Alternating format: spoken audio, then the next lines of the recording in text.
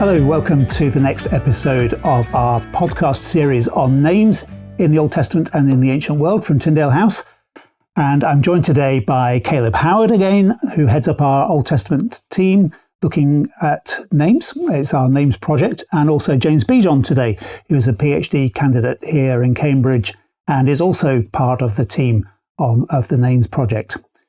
James, this is the first time you've joined us, so let's ask you about your name. So you have an unusual surname, don't you? Yes. Do you want to tell us about your name?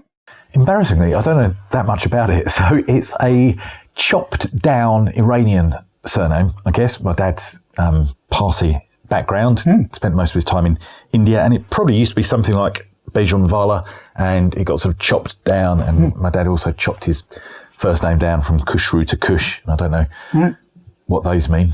But I don't think it's got anything to do with the biblical Cush, unfortunately. Okay. Right. Which is good, because it means I'm not Nimrod, which is... Yeah, okay, that is...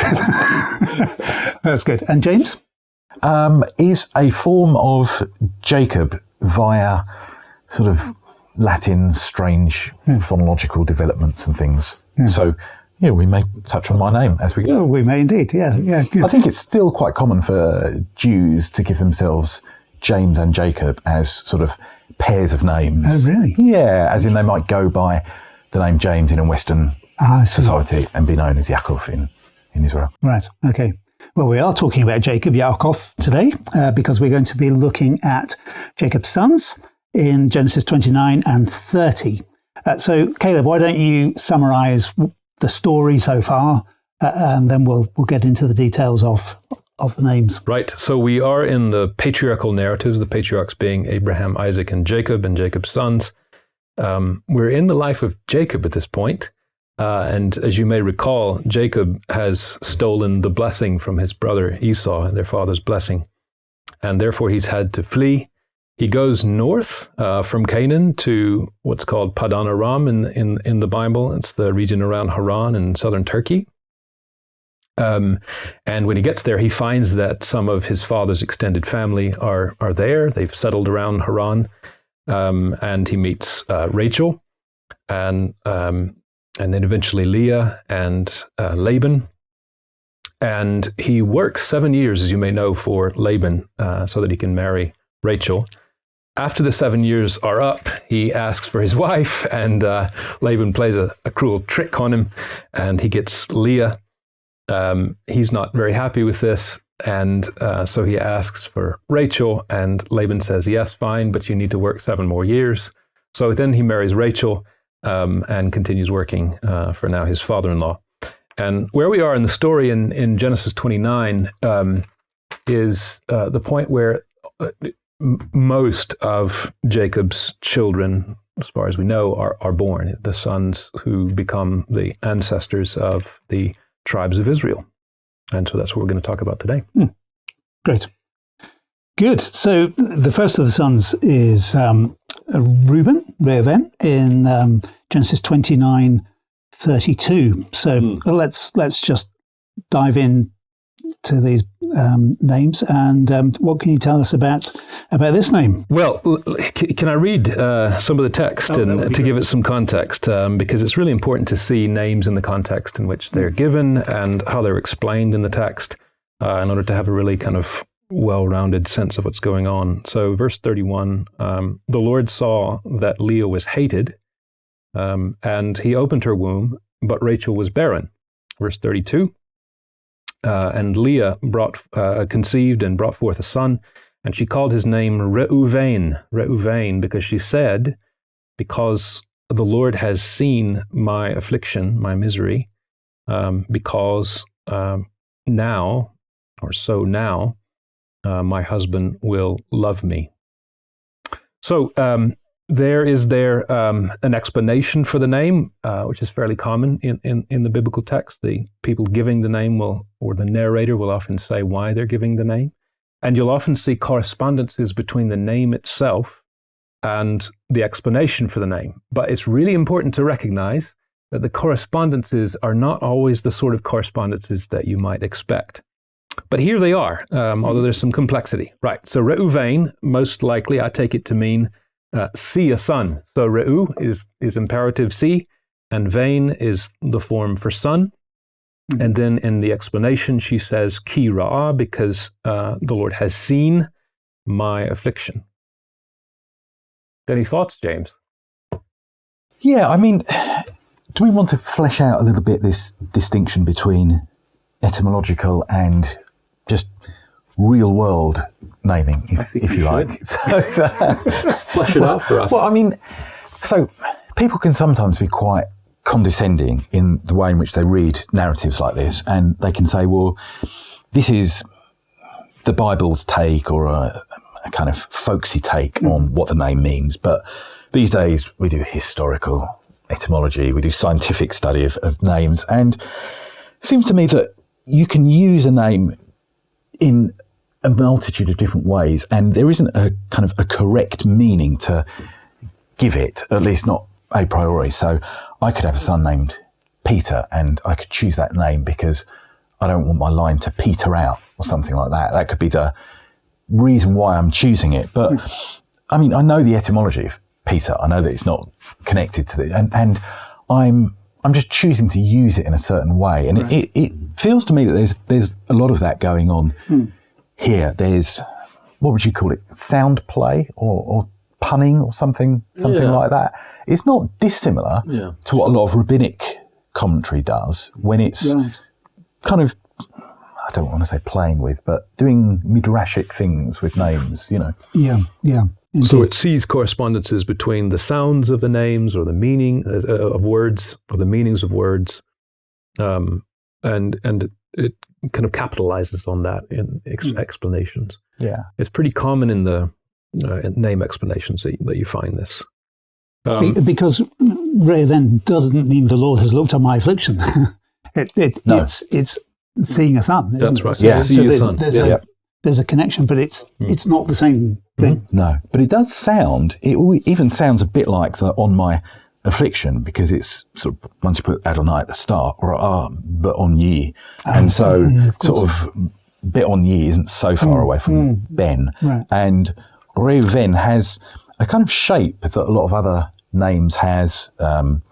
Betuel, Kemuel, Shmuel, sort of. So Reuven is that same sort of shape, and you can imagine how a name that was initially a bit longer could have contracted like that, can't you? Yeah. So it's important to recognize that names have kind of different meanings, and James has alluded to this already. So when we talk about the name meaning see a son, we mean that it etymologically means that. What I mean by that is that the words sort of originally meant that. The words traced back to their basic forms meant that. But names could take on connotations for people, and there could be all sorts of connections in people's minds. Yes. And who's to say that their own connections are not right or not as good as ours? Yeah, right. People do this with words. Whenever we talk about what a word means, what we really mean is, this is what we mean by this word. Yeah. It's about usage. It's about people using words in language. And it's a bit like that with names. Names can mean all sorts of things in their context that don't necessarily have a connection to their etymology. Right. Yeah. Anything else to say about Reuven, or shall we move on to number 2? I mean, I was going to say, as you were introducing the episode, it struck me that there's a very sort of Exodus-like shape to this whole narrative, isn't there? Like, Jacob he's been told, actually, you were mentioning the kind of the promise that the Lord would bless him, and he's told, or God says, he will make him fruitful and make him multiply. Where's this 28:3? So the initial creation command, if you like, sort of be fruitful and multiply. God is becoming the causal agent of it, which is good. They're going to go into a strange land with foreign customs. They're going to be fruitful there. Jacob is, in a sense, going to make Laban rich, just as kind of Joseph will make Pharaoh rich, and then kind of plunder his riches. He'll go away from Laban. Laban would chase after him in a sort of Pharaoh-like fashion. Laban will play games with him, change his wages all the time, just as sort of Pharaoh says, yeah, you can go. Actually, no, you can't. I'm going to have you back. And there's just a lot going on that has that whole Exodus shape to it. The 7 and 7 years, has the Egyptian background, doesn't it? The years of plenty and the years of famine. So there's a lot going on. And I think there's the odd verbal connection. It talks about how at the very end of it, where are we? 31, 43. Vayifrotz ha'ish. That's sort of Jacob. He's how do you translate? Expanding. Yeah. Which is said of in Exodus, isn't it? The sons of Israel, kind of. And they become a threat to Egypt. They're so fruitful, Yeah, I've never seen those parallels before. Interesting. It's worth observing this because whatever kind of theological thing you do with that, it's how the narrative is constructed. Right. And this is very bound up with the names themselves, right? You see these patterns of terminology and so on in the narrative that are in the names as well. So, should we move on? We have 11 left to do. So, yes. Verse 33. She conceived again, that's Leah, and she brought forth a son, and she said, because the Lord has heard that hated am I, and he has given to me also this one, this other son. And she called his name Shimon. So Shimon looks like it contains the root for the word hear, to hear, shama in Hebrew. And other explanations have been given, maybe an animal name. I don't know what you think about that, James. James likes animal names. I do. And so I'd probably draw the line here, though. All right. Yeah, I thought you might. I do. I'm glad to hear that. Yeah. Well, what else can we learn from this name, James? What do you think? I mean, it's one of those interesting ones, isn't it? Because here, the verb here obviously presupposes prayer, etc. Leah has been calling on the Lord. And this is just the case with a lot of these names, isn't it? They're not intrinsically to do with pain or strife or anything like that. But that's almost the sense in which all of them are given. We said Reuven and we connected it a bit on Yi, didn't we, to affliction. This is against the background of her crying out. The same is going to be true of other names, of wrestling and all. And it just strikes me as interesting that the whole, this is a time of fruitfulness, and in a way it's another Exodus connection, but it's against the backdrop of these two poor ladies who really, through no fault of their own, find themselves in this miserable situation, and striving with one another. There's jealousy, isn't there, in 30 verse 1? Probably not a great situation for Jacob either. He's been tricked, and it's just an interesting thing that all this fruitfulness is, it's hard won, isn't it? It's not an easy process, and all the names then kind of come out of that backdrop. You wouldn't guess it if someone just gave you the list, would you? Reuven, Shimon, etc., etc. But we're getting that behind the scenes look at it all. Yes. It's very helpful. Last time we talked about the fact that the kind of meanings of names, either the etymological meaning, the kind of original meaning of the name, or kind of the meaning that's made of the name in the context, is often related to the birth circumstances or the child itself and so on. It isn't always the case, but it is often the case. And this is clear here. Yes. Right. The narrative is making that clear. And that's true for all of the sons, isn't it? That they are connected with the circumstances. Yes. I think it's really useful that you talk about the women in particular, because this is a fairly constant theme, the role of women in Genesis. Yes, Often around bearing and barrenness and so on. Of course, barrenness is a problem for Sarah, and it's a problem for Rebecca as well, briefly. And so this is a theme throughout, and it becomes a larger biblical theme. But at the same time, it's remarkable to see the role of women in Genesis, often in positions that are forced upon them.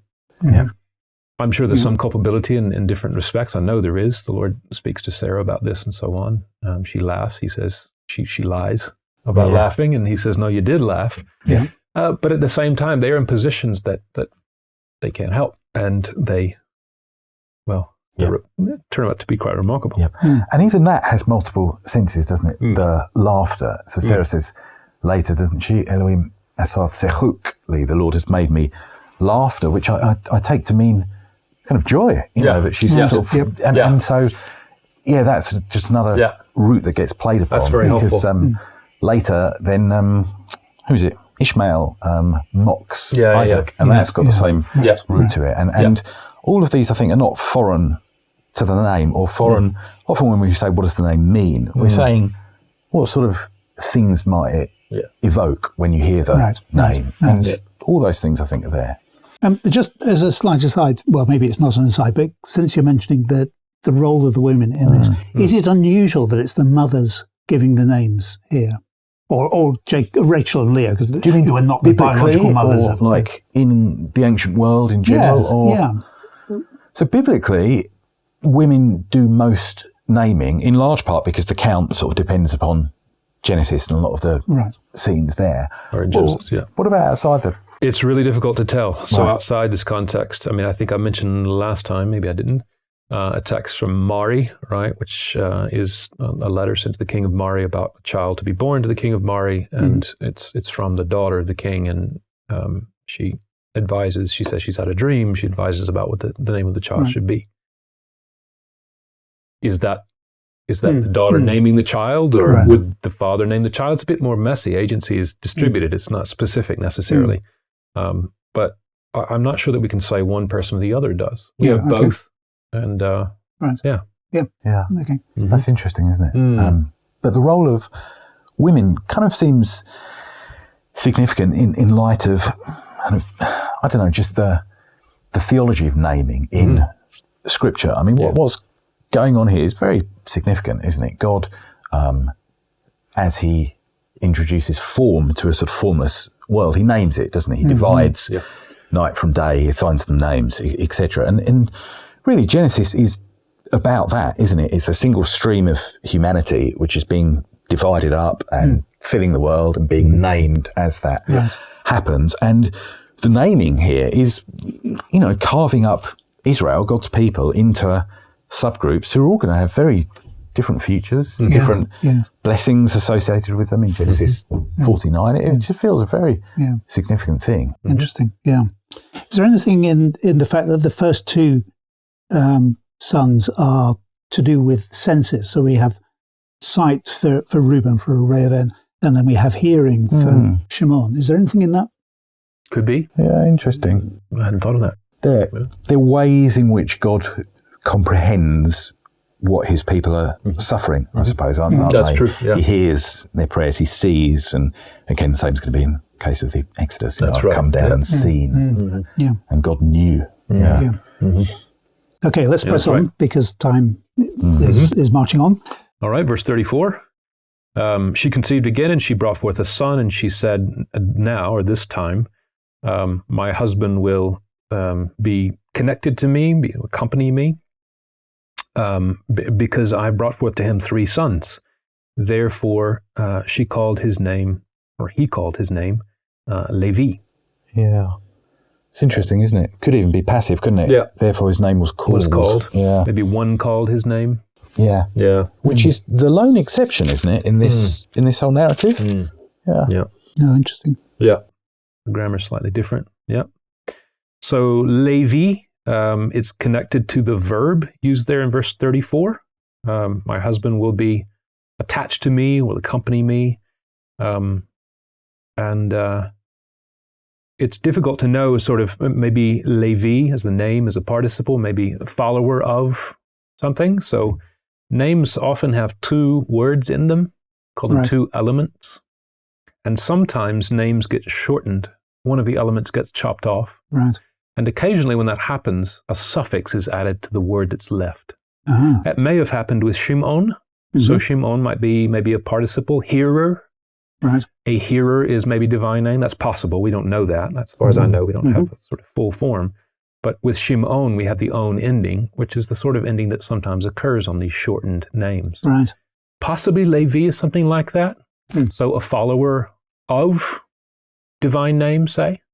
So an original form might have been, I don't know, Levi El or something like that, follower of God or something like that. We don't know that. Look, I'm not saying that this is necessarily the case, but we often get these shortened names. It's possible that that's what we have here. In any case, could just be an adjectival form, couldn't it? Followed?